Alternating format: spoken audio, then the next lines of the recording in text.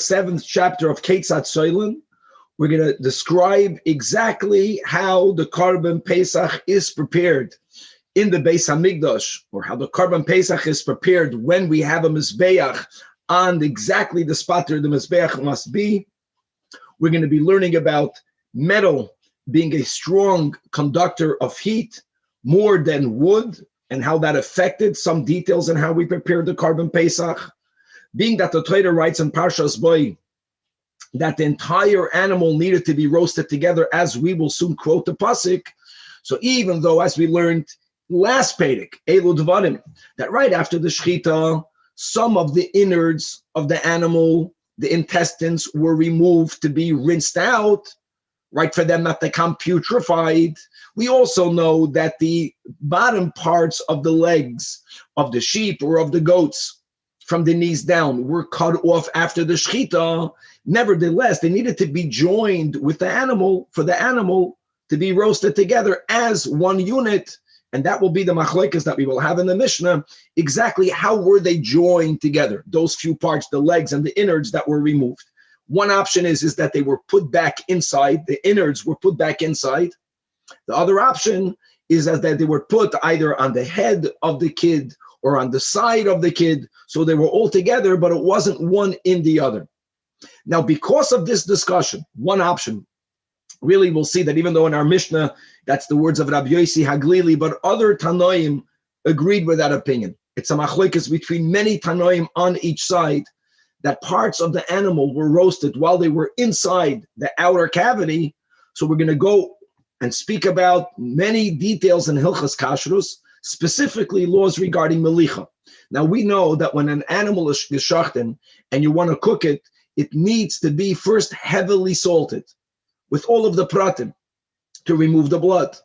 On the other hand, if an animal is roasted on fire, being that fire draws the blood out, yes, you have to slightly salt it, but it doesn't need that heavy salting.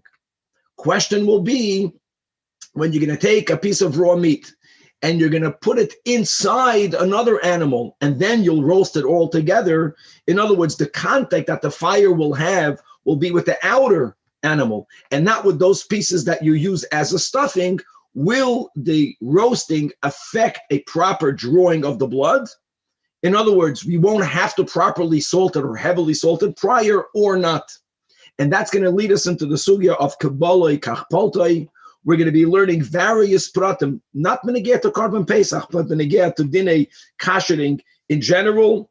We will also learn something very interesting, that when they would roast meat on coals, now as we'll learn pratim, there's roasting in a spit.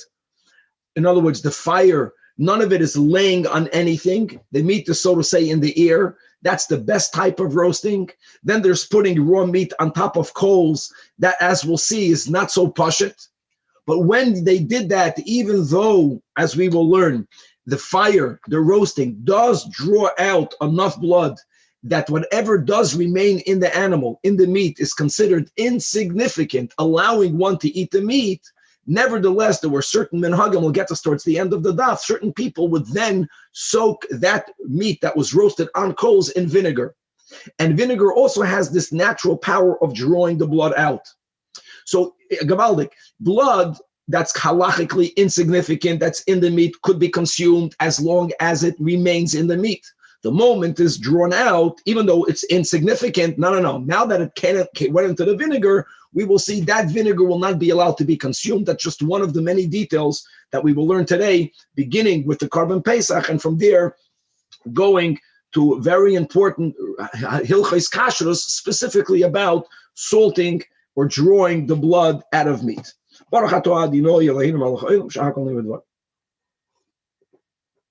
Says the Mishnah, beginning Perek Shvi, Ketzad soilin es Pesach. How does one roast the Korban Pesach? Yes, I would like to read the pasuk in Parshas Boy. We already had some dinim on Daf Nun Gimel. We already learned some pratim about the preparation of the Korban Pesach.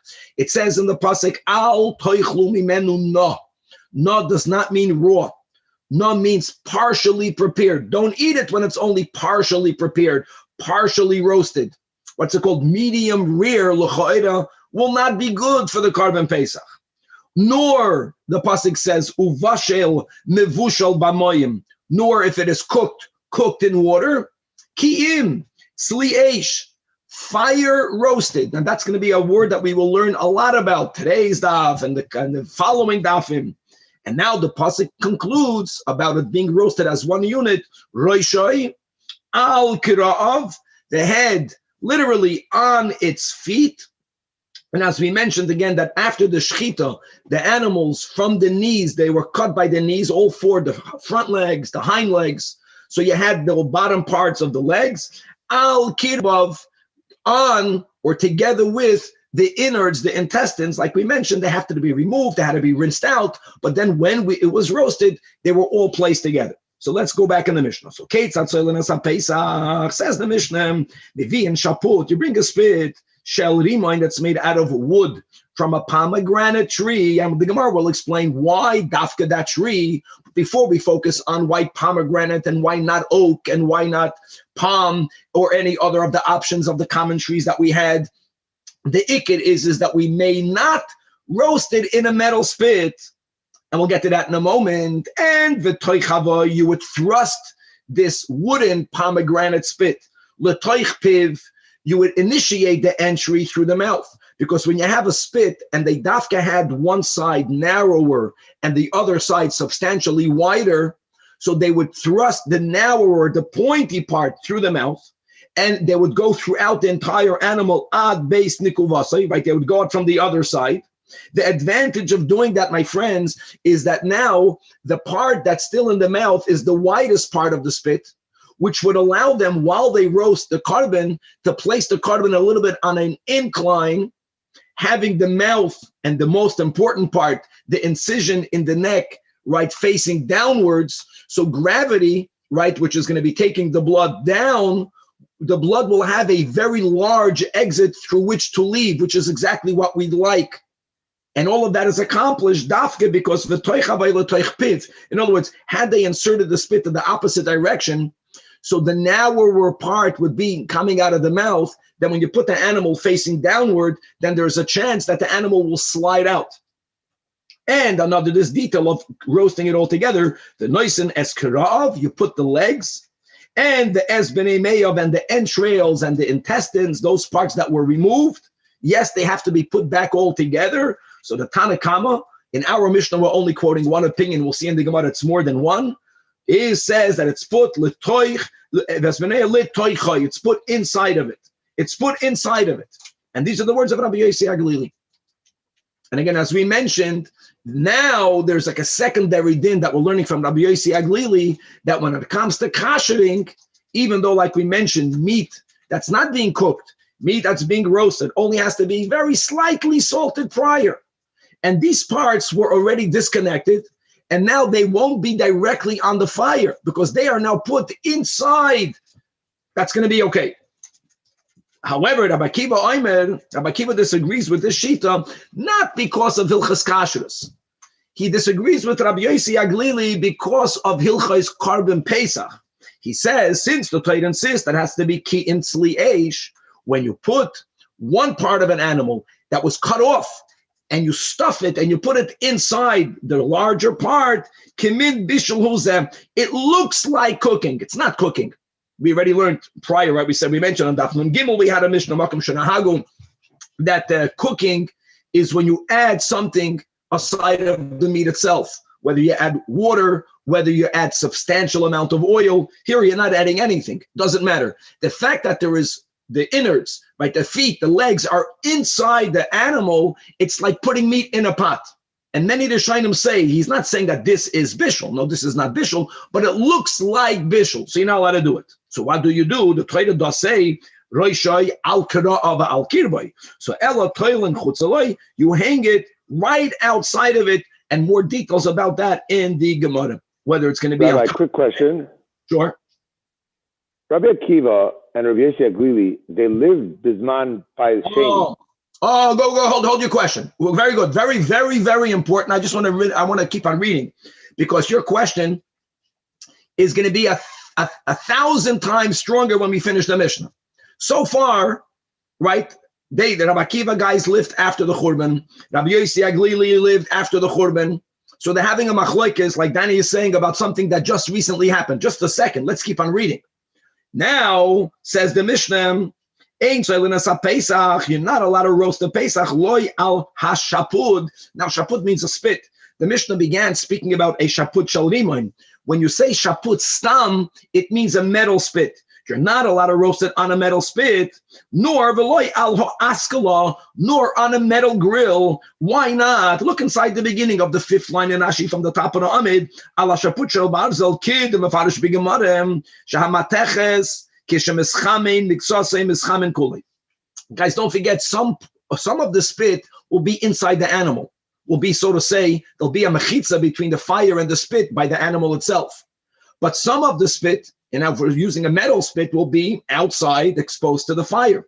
Being that metal is a very strong conductor of heat, so the part that's outside the animal won't only become part. No, that heat will go to the part that's inside the animal. All of it will become hot. And therefore what?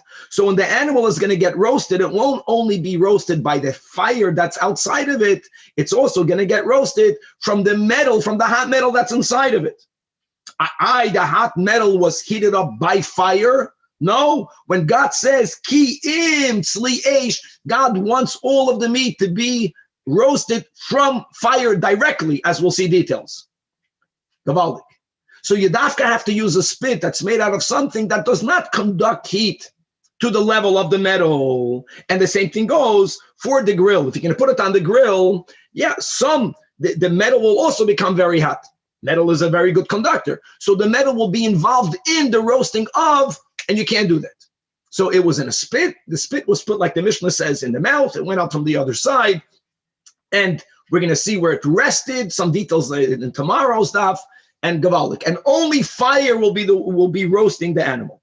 Omar Reb Tzadok, and normally when the Mishnah brings a story, it's to say that we paskin this way, and this will be a classical Maisa Listoid. We're going to bring a story that actually says the opposite of what we just learned, which is a big kasha that we'll learn in Daf Ayin Hey.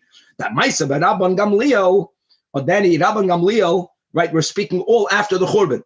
Sha'amar lo Tavi Avdei, his famous Tavi Avdei, we had him in brachas that say, go and roast for us our Pesach al ha'askala on a grill, and the kasha will be mamash ma'isa lister. Now, one thing is very clear that, and that this is a historic question, but our Gemara that we're learning today, Pesachim Ayin Daled, is a huge source. This Mishnah to the many that opine that after the Churban Abayis, I think Tzvika would just mention that yesterday regarding Tum and Tara, that we definitely had the ashes of the red heifer that was used. But on top of that, that as long as the Mizbeach is placed exactly where it needs to be placed on the Harabayis, one need not have the Beis HaMikdash in order to be allowed to bring Korbanos. You have to have Kohanim, and you have to have the Mizbeach in the right place. You don't need to have a Beis HaMikdash. It's theoretically, even without a Beis HaMikdash now, as long as the Mizbeach is built in the right place. Now, today we have an issue of Tum and Tara, but for example, a Korban Pesach, right, if the majority of the people are Tamei, can be brought Betuma. So they brought Korbanos after the Churban. And I think if Danny was asking, why didn't they remember what they did, this is an old machlokes. They always had different groups of people preparing it in different ways. What constitutes the right place? Oh, what constitutes the right place? So this is a topic which is fascinating. And Baruch, you should know that nowadays there's a whole debate, healthy debate, whether Jews are allowed to go up on Temple Mount. And we just learned about that. Now, a Balkedi cannot go to the Machne Leviyah, but no problem. So we can go to the mikveh and go at night or go on the next day, right? But the question is, we need to know exactly where the Holy Temple stood. Once you know where the temple stood, we have enough from the Mishnayos to know exactly where the altar was. But we really don't know for sure exactly where the temple stood. So when they say that the Dome of the Rock is on top of the Holy of Holies, could be. Don't forget, we have to have Jewish sources. Some opinions agree to that. Some opinions hold that's not that way at all. Actually, the most accepted opinion of Pi Kabbalah is that where the temple stood was somewhere in between the Dome of the Rock and the Al-Aqsa Mosque.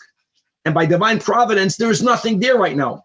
But if that's the case, then the parameter of where we may not enter is where people are walking now, and we are not allowed to enter any of the area of the Machne Shechina when we are impure to corpse tumah. So going back to you, if you know exactly where the temple is, then you know where the altar is. If you don't know exactly where the temple was, and if the altar is not within a foot, it has to be exactly where it used to be, then you're not allowed to bring sacrifices. Okay, now let's move, Chedra. It's an relatively easy short daf. Says the Gemara.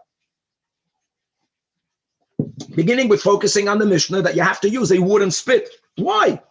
What's Hassan? We read the Rashi. The Rashi quoted the Gemara. Bring it from a metal spit. Answers the Gemara. I did the Cham. Some of the metal spit, which is outside the animal, will be directly on the fire. That will become very hot, and it's going to conduct the heat to all of the metal. So Cham Kulei, like we explained, and therefore even the part that's covered by the animal will be so hot that it will roast the meat from the inside. That's not sliesh. Says the Gemara. And the carcass, the animal, will be roasted partially. Yeah, the outside will be from the fire, but the inside will be from the spit. And the Rachmana Amar sliesh, roasted by fire, v'loy tzli machmas davar acher. Even though the davar acher got warmed from fire, we don't want that. We want it directly from fire. Okay, so it has to be wood. But why did the Mishnah say Rimoin? The nice is shildakl, bring it from palm wood. These are the common woods that they had. Answers the Gemara, either the isbei shibei, since it has grooves, mapik maya, it will secrete water or liquid. And again, we want to avoid adding any liquid because the definition of cooking versus roasting is any outside liquid. And mahavikim abushal. Again, when the Gemara doesn't say that it's bishul, it's not bishul. It's like bishul. We want to make it as much as pure tzliesh. A fig wood does not have these grooves. Says the Gemara, you're right, it doesn't have the grooves, but either the mechalchel, since it's hollowed, therefore also mapik maya, it secretes liquid, and again, v'havalei ke mevushal. V'nesis shall aloin, bring it from oak wood, or shall charuf from carob wood, buxed, or v'shal shikma from sycamore.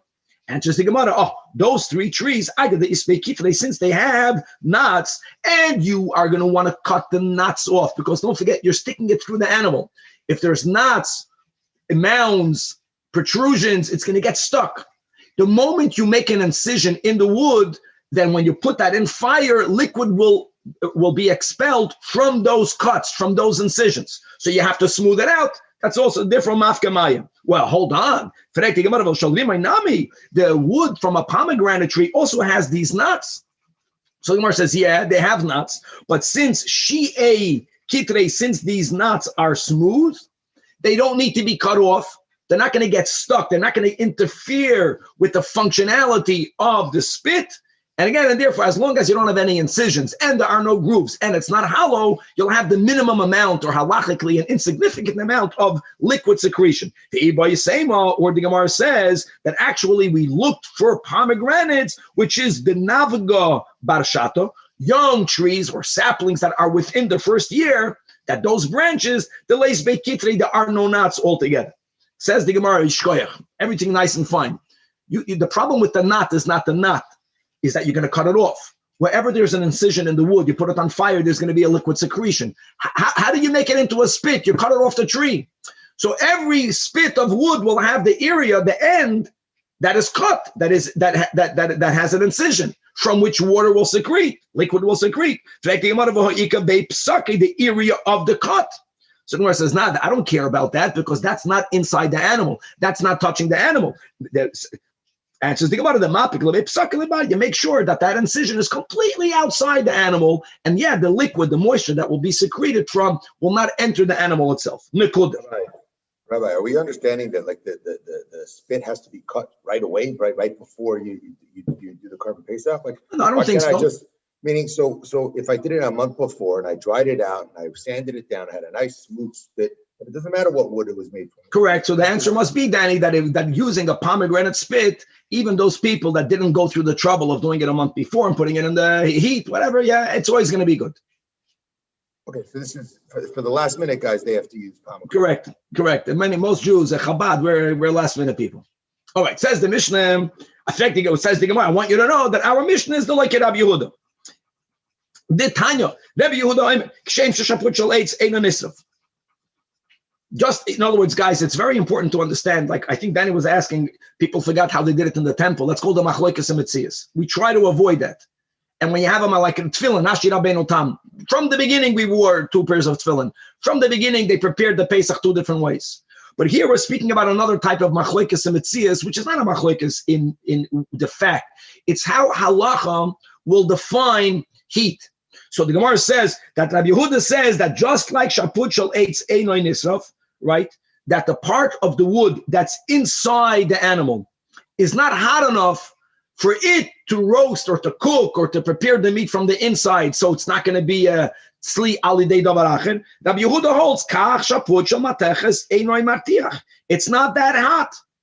Now again, they're not debating. No one argues that metal is a greater conductor.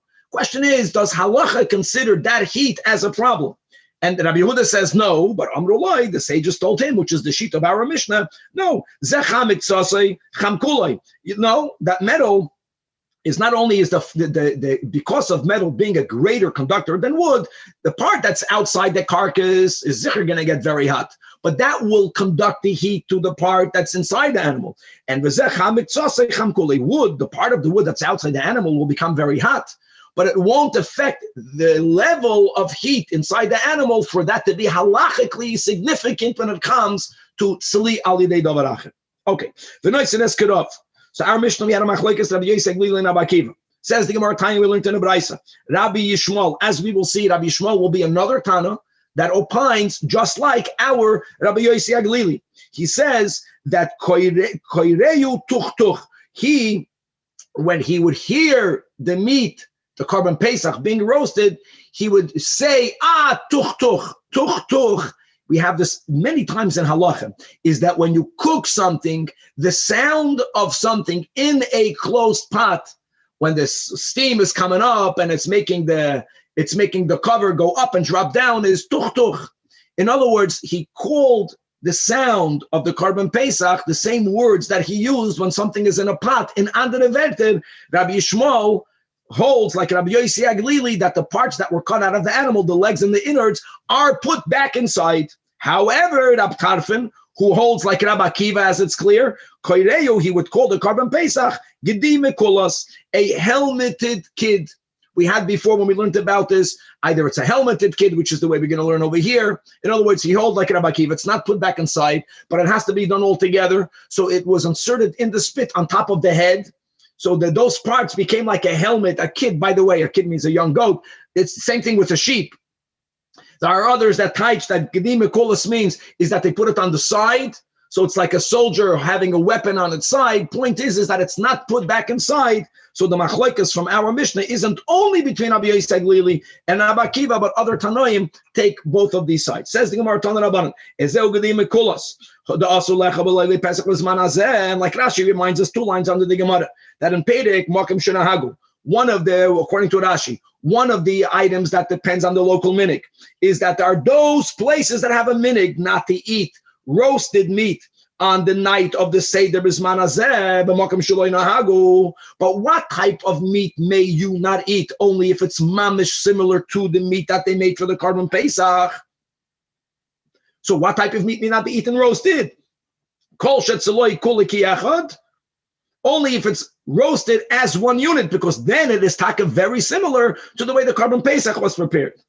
And if it's not one unit, meaning nechtach, mimenu eved, if even only one limb was removed, or nishlach mimenu eved, if even only one limb was boiled in water, then even in a makom shenahagu, not to have roasted meat on the night of the Seder, you could have it because it's not similar. Ein zegedi mekulos. Now hold on. The havamina is that to roast a limb, you needed to remove it. I'm sorry, to meshula, to cook a limb. You needed to remove it and to cook it.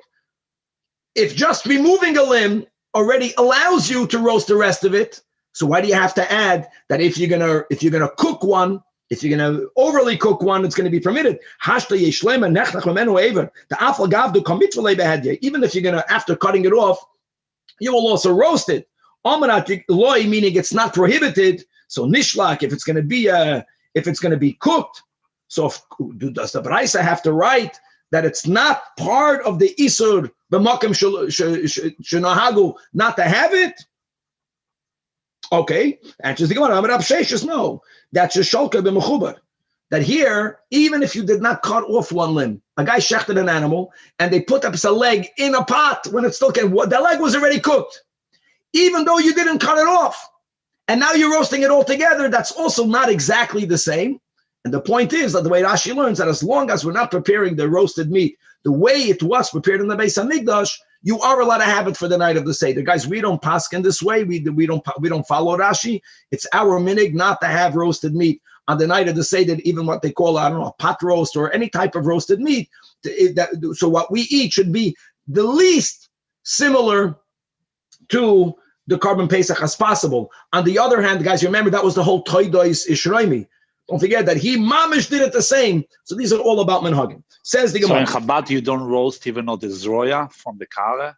And the zroya, in order for it not to be similar, very good shleimus. So our minig is that we so burn it, and not only do we burn it, but we take off all its meat. So when you look at it, it's a charred bone. It's a bone. It's a charred bone. That's all you have. All coming. It's all based on the machlekes rishonim how to learn these sugis. Okay. Now, guys, from now until the end of the daf, we're moving away from Korban Pesach. But what's the connection to kashrus? Like we mentioned, being that we have a Rabbi Yossi Aglili that's speaking about putting the legs and the innards inside the animal. Now we're going to speak about kashrus, and there are two steps to it. Step number one, step number two. So let's go. Amar Rabba says, Rabba, Hai mulyasa. Mulyasa means a roasted animal that was roasted when you stuffed it with a raw piece of meat. You have an animal, then you have on the side a raw piece of meat, and you put the raw meat inside the animal, or you put the raw meat inside the bird. Says Rabba is good. What is Rabba initially referring to? Like we mentioned in the intro, when you cook meat, prior to cooking, you have to heavily salt the meat with all of the details, with the soaking it in water and with the rinsing it. We're going to learn. We learned about this in Chulin, guys. Chulin and Pesachim is really the main sources for all Hilchas Kashrus. We had a lot of Kashrus already before in the Masechta, and now we'll have again. When you roast meat, you only have to lightly salt it. So one would think that since the raw meat is inside the animal, it's not directly on the fire, you can't slightly salt it. So Rabbi says, no, it's good. That's step number one. Now we're going to speak about another, because the heat of the fire is strong enough that it draws out the prohibited blood even from the raw meat that's inside the animal. But now Abai agrees to what Rabbi is saying, Rabbi's teacher. Okay, the inside raw meat has its blood drawn out. But now I have a secondary problem, and that's what we're going to focus on. And that is that for the blood, when the blood leaves the inner stuffing, the raw meat inside, the blood cannot just go on the fire because it's inside an animal, which means that blood will enter the carcass, the outer animal. So now you have a problem. So that outer part has blood from another piece of meat. Why does that not prohibit the outer meat? That's what we're focusing on. Look inside the Rashi, 2 lines before the bottom of the Amid. We're speaking about the lamb, right? A sheep. That the outer sheep is going to absorb dam hayotzim and habasar hakonos b'toichai. So Rabbi, you're right. The fire draws out the blood from the inner stuffing. But now we got a new problem. Omalei tells Rabbi, Herzachain Kebala Kachpolta. These are the principles of kashrus. Just as it absorbs, just like the heat had the ability to have the outer meat absorb the blood, that same meat, the same fire, the same roasting was present, and that also affects it to discharge the blood. Just like it absorbs, so does it discharge. That's the principle of kashering. When it comes to Hagala, when it comes to Libun, how much heat do you need to apply in order to get rid of the bliois? Kebale kachpolte. Here we have Pesachim. Says the Gemara, Lema, Misayela, good. I have an ayah to Rabbi from our Mishnah. When it says in our Mishnah, Leisin is Karov, that's been able to. Now, my Tama, same question. Okay, I got it. The Torah says it has to be all together, one unit. Okay, we covered that, but now we have a kashrus issue. The blood from the legs, the blood from the innards, l'chayda will go into the whole Korban Pesach. Lav mishum, but it's okay. It's only because Domininon, this is all a raya from the Shita of Rabbi Yossi Aglili, a raya proof from the Shita of Rabbi Yishmael. So says the Gemara, Amri, no. No, meaning Rab is right, but you can't have a proof from our Mishnah because Shani Hassam is here. Our Mishnah is different because, like we mentioned, the Korban Pesach, the way they put the spit in, and the animal was facing down, and there was a large incision from the neck, and therefore, it's when you stuff meat. When Rabbi was speaking about the normal stuffing meat, he was not speaking about stuffing it in an entire animal. The advantage of a full animal is that, especially when you tilt it downwards, is that you shechted it, so there's a huge opening from the neck through which all of the blood can easily flow out. So yeah, the outer meat absorbs, but then the exit is not being clogged up, so it goes in and goes out. So here, there's no problem. Shani Hassam kivan the Ika Beis Ashchita the Mechalchel Chalka. We just had the word before in the wood that it's hollow. Says Daf Ayin Daled Amud Beis.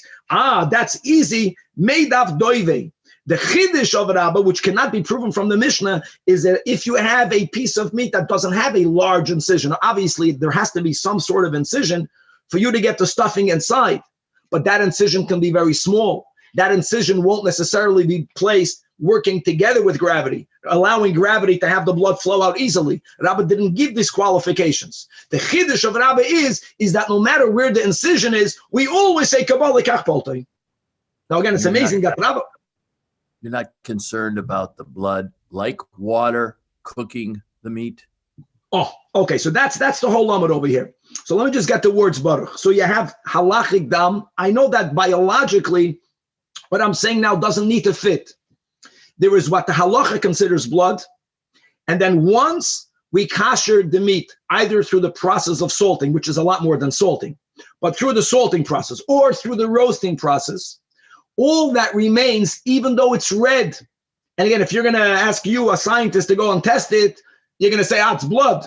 Halacha calls it tzir, tzadik yud reish, and that is permissible to be consumed. And the whole Lamed will be speaking about that. In other words, it must be that at a certain point, whatever that is not what God prohibited. Okay. So many times you buy kosher meat and you put it in the pan and you see mamisha, you buy steak, you open up the pekel and it's red. It's called tzir. Now, says the Gemara, now we're looking for a source for Rabbi. Let's get another ayat to Rabbi. It says in a Braisa, ha'leiv, a heart, before you're going to go and you're going to cook it. And the havamina is that we don't mean cooking. We only mean roasting. Now, the heart is filled with blood. So before you're going to go and cook it, or before you're going to go and roast it, cut it open. You will allow all of the blood that's in its four inner pockets to properly flow out. And then you go ahead and then you cook it. Halev koira you might see as dummy. However, in other words, just salting it from the outside is not good, because that salt will take out the blood that's in the heart itself, in the walls of the heart, in the muscle of the heart.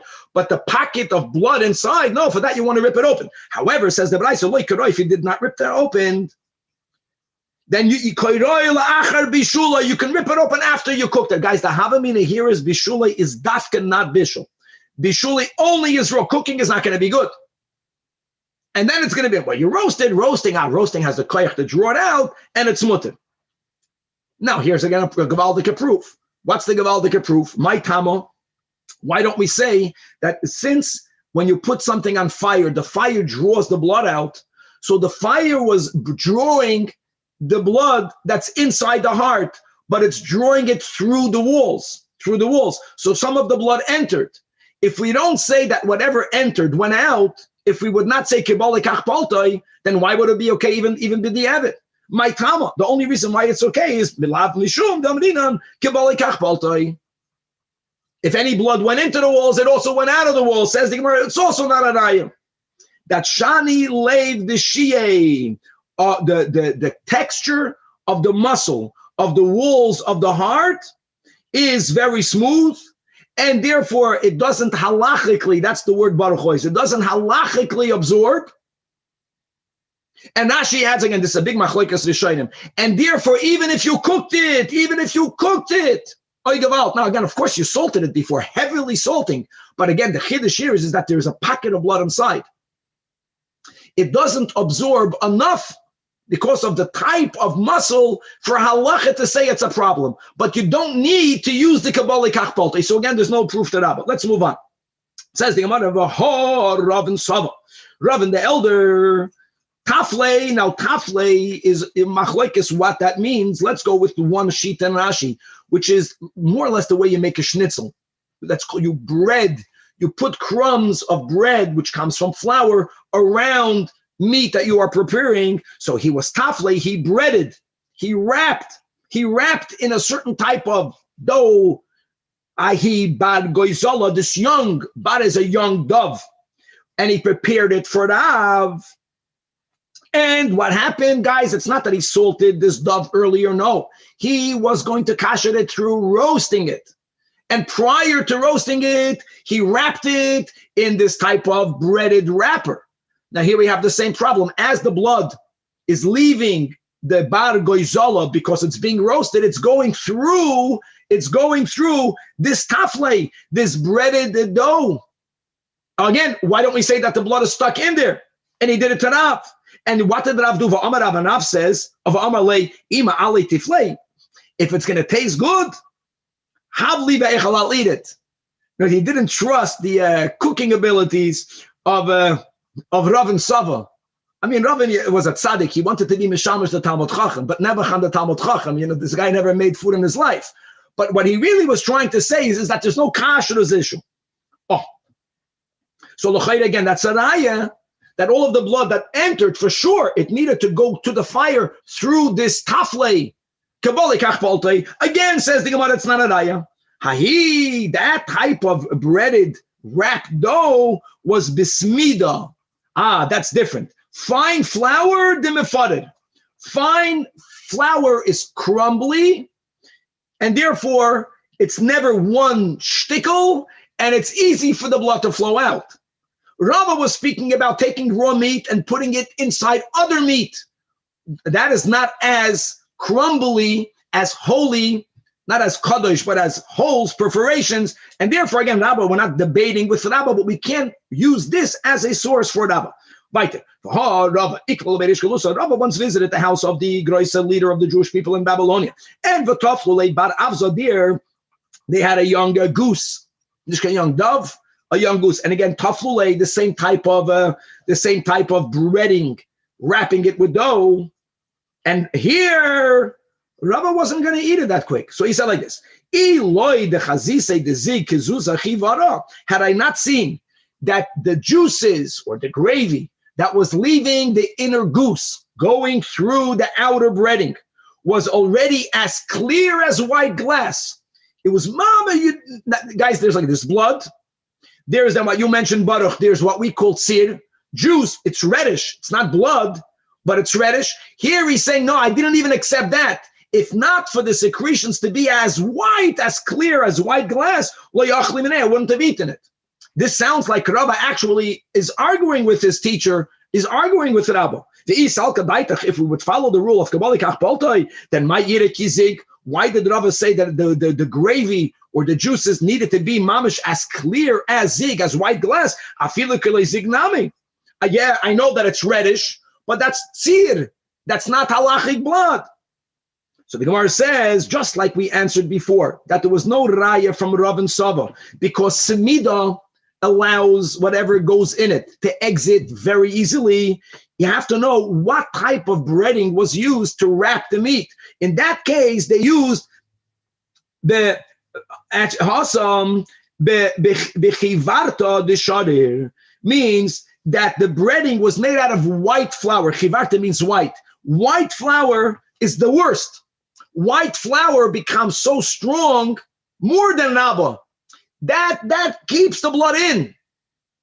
So the only reason why Rabbi ate it is because he saw that what went in was already, by the time they put the breading or however, it was already mamish white. It was clear. In other words, you have to know what the outer texture is, whether it's meat, whether it's this type of flour, whether it's type to determine how far do we say kibali kach polti. Let's go right there. Says the In all Gemara. these cases, Rabbi, they didn't salt They slightly salted the meat prior, as you must do before you roast it. but they didn't do the proper malicha. They did not do that. If they would have done the heavy salting, then there's no issue to begin with, Danny. Mhm. Very good, very good. Okay, now the Hilcha said, indeed, says the Gemara, this mida, this fine flour that we just mentioned, right? This mida that was used in the case of Rav and Sava, which allows in and out the most. There, Bain Asmik, Bain Layasmik, even if it's red, I don't care.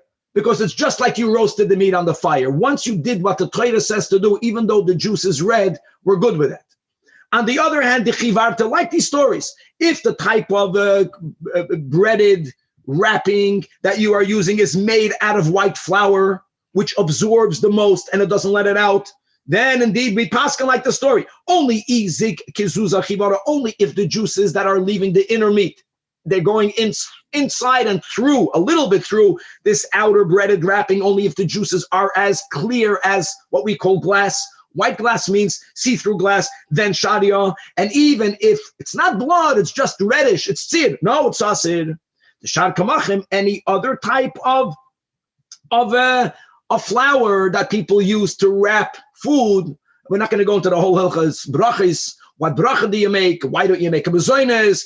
B'chlal and schnitzel. These are big topics, and there's a rule, right, that any amount of the 5 grains normally will dominate the brachas. That's a whole different sugya. But back over here, then like this, asmik, even if it's only reddish, seed, it's aser.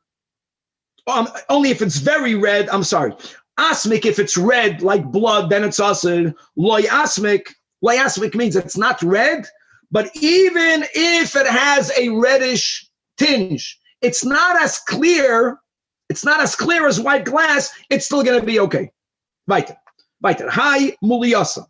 Again, muliyasa, we're speaking about stuffings. So you have an outer animal. We're speaking about the outside is not bread. The outside is meat. And you put a raw piece inside of it. Man the asar, the ones who argue with Rabbi, afilu pomalatachas. They argue with Rabbi even if the opening is faced on top of the fire. Guys, they are not debating Rabbi Yossi Haglili. The Koren Pesach was the best because the puma means the mouth. The mouth through which you put a stuffing is very little. What's unique about the Koren Pesach is that since you are roasting the whole animal as one unit and there was a shechita done, the incision in the neck is huge. That's better. That's the best. It's very important that. But when you do a stuffing, you're making the smallest incision possible. So those who don't agree that the fire will be able to get all the blood out, or they will hold that some of the blood will get stuck in the outer, they will say that even if the incision is facing to the fire, which is better, but it's not good enough, Uman the Shari, which was Rabba, who did not differentiate, Afilu Pumaliel. And what's the halacha of the Hilchaseh? As it's taka brought down in Turin Shulchan Aruch as well, that Mulias Ashari Afilu Pumaliel. Because that's the koyach of roasting. Says the Gemara that there are 3 halachic kashrus questions, all similar. Now we are speaking about different levels of blood being in the meat of an animal. There is normal meat that has some amount of blood, but then you have number 1, umtza. Umtza literally means, guys, a piece of raw meat, but that's not what it means over here. Here we're speaking about a piece of raw meat that is very red. So it's apparent that there was some sort of vein that opened up and it's like oozing with blood. That's the umtza, number 1. Number 2, beye, according to most of the Rishonim, any testicles. They have a larger amount of blood or the blood in there is relatively more difficult to remove. And number 3, umizrike. Mizrike are the major arteries of the neck. And these are parts of the animal that have a substantially more amount of blood, or it's more difficult to get the blood out. So regarding these 3, what must you need to do to eat it? And now we're going to go into a parenthesis that you should know, says the Gemara, that wherever Rav Acha and Avina argue,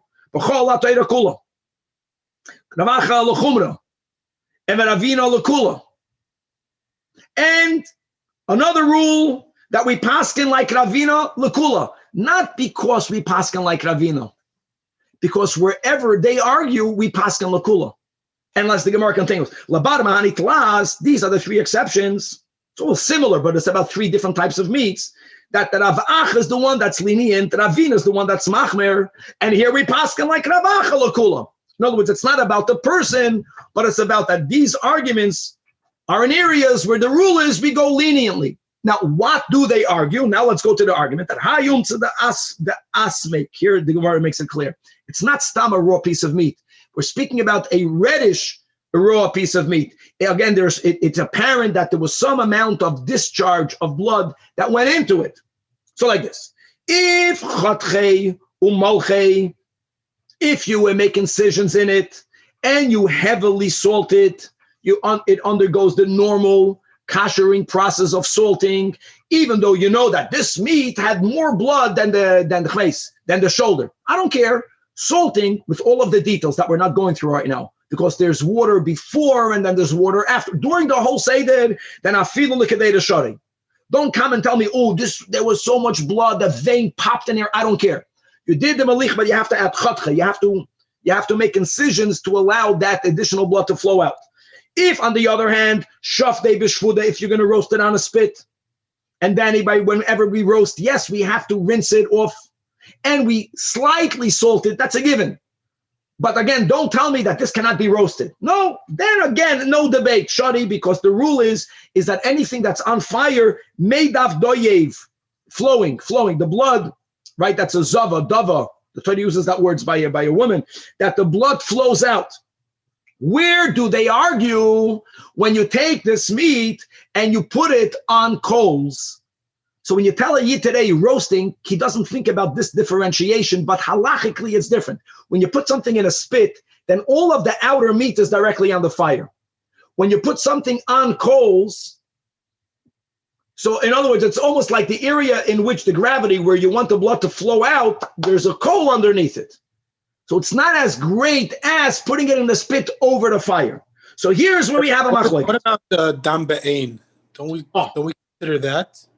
Okay, so just these are details we have in Chul and Samach. So like this, theoretically, don't do this. When we shecht an animal, it's a school for good health, to eat the meat before the animal passed away, after shechita, that a Jew could. So they would cut out a piece of meat from the place of the incision, they would rinse it and eat it. In other words, as long as the blood is in its natural place, baruch, then you can eat it. Don't repeat this to people because they're going to abuse this. But the moment you prepare it, whether it's roasting, whether it's cooking, what happens is that the blood moves around within the meat. That's already not good. That blood has to be removed. If it's in its natural place, it's called meat. Okay, let's go back over here. Achte, agumrei, nachis from Hassan. You put it down on coals. That's the machloikes. Pligabara b'chaveravino. Chadamar, osir. Let me explain. Man the asar, why? Because he says that the mitzvah sumis, yes, that there is a certain amount of suctioning that the fire does. But on the other hand, when you put it on the coals, the nature is that it shrivels the meat up. It makes the meat become smaller. And as it shrivels up, it retains some of the blood. Had it been in a spit, the fire would have taken that out as well. But now that it's laying on the coals and you have the shriveling process, so then halachically what stays in there is blood. Uman the Shari holds no, Mishav Shoiv, that I know that the meat can be shriveled up, but the heat of the fire draws the blood out. And what's the halach? Like we said, always lekula. The Ilchasa Mishav Shoiv. And the same thing is the next of the three. The Chein Beye, testicles. That chat chinu, if you make incisions in it and you make it undergo the proper salting process, umal chinu, even if you're going to put it in a pot, then everyone will agree sharion is good. If talino b'shvud, if you're putting it in a spit, then again everyone will agree that it's good. Shairon, because meidav doiv, the blood will flow out. Where do they argue? Achtinu agumre, if you're placing it on coals, pligabaramacha v'ravina, chad asar v'chad shari, man the asar, because he holds mitzvah sumis, it shrivels up. And that forces some blood retention. Uman deshare, why is it okay? Because mishav shoy, because the fire, the heat of the coals will draw all of the blood out, even though the meat itself shriveled up. And v'chein, and likewise mizrikei, when you were preparing these arteries of the neck. Now here, the argument is a little bit different. Another nuance here. Chatchei, if you make incisions in it, umalchei afilu k'dei shari, taka the say. Talia b'shpuda, if you put it in a spit. Here, guys, we're adding a nuance that we didn't have before, because these are the arteries of the neck filled with blood. Not like the heart. In the heart, it's mamash a pocket, but it's farblutik. So if beis hashchita letatoi, if the incision in the neck, that from where the shchita is facing down, which is another advantage, using gravity to help all of the blood going out, then shari, because of medav doiv. And now the third, where do they argue? Again, with when you place it on coals. That achse agumrei pliga b'avachavin avino chadasa v'chadshari the zelbazach manda asa mitzvah samis umanda shari mishav shoev, and like we learned before that we paskan lekula v'hilchas mishav shoev. Let's go weiter. Says the Gemara, Hai umsa da asmeik. You have raw meat. Again, that is redder than normal raw meat, because when the animal was alive, it was bruised there. There was a vein that opened up into it. Okay. And now you are going to roast it. Chalye asir. Many ways of learning. We're going to follow the second interpretation of Rashi, like we mentioned in the intro, that after roasting it, you are allowed to eat it. Even though there is some halachic blood in it, but it's considered insignificant. However, there were people that would take meat after roasted and they would soak it in vinegar, because vinegar vited draws blood out. So the din is that chalye asid, that if, or let's go like this, that if the vinegar has some reddish tint in it, even though while this was in the meat, it was insignificant, but now that it's out of the meat, it is significant. It's blood, you can't have it. Loy asmeik. If the meat was not red, there's different ways of learning it. Or if the vinegar was not red, then chalya shara. Ravino Amar, afilu lo yasmik nami chalya asir. Even if you don't see any reddish either in the vinegar, or even if the meat to begin with wasn't extraordinarily red, if you soaked it in vinegar, that's the way we'll learn, then you may never consume that vinegar, because there's going to be some streaks of blood inside the vinegar because they were inside the meat, and now you can't have it in the vinegar. That I want you to know that Abba, my father, which means Ameimar, he would actually swallow that vinegar if the vinegar was not red. In other words, he was not machmer the way Ravina was. Ravashi himself, he would consume the vinegar as long as there was no redness in it. Again, not like Ravina. My father, Abba, which is Ameimar, Hai Chala, the Chalad Beichadazimna, vinegar that was used to have meat soaked in it, because of that special characteristic of vinegar to draw all of the remnants of the blood out. You can only, that vinegar only has that power one time. Once it was used once, Sulay Tane Chalale, he would never soak the meat in it again, or the roasted meat in it again, because the vinegar loses its potency after the first time.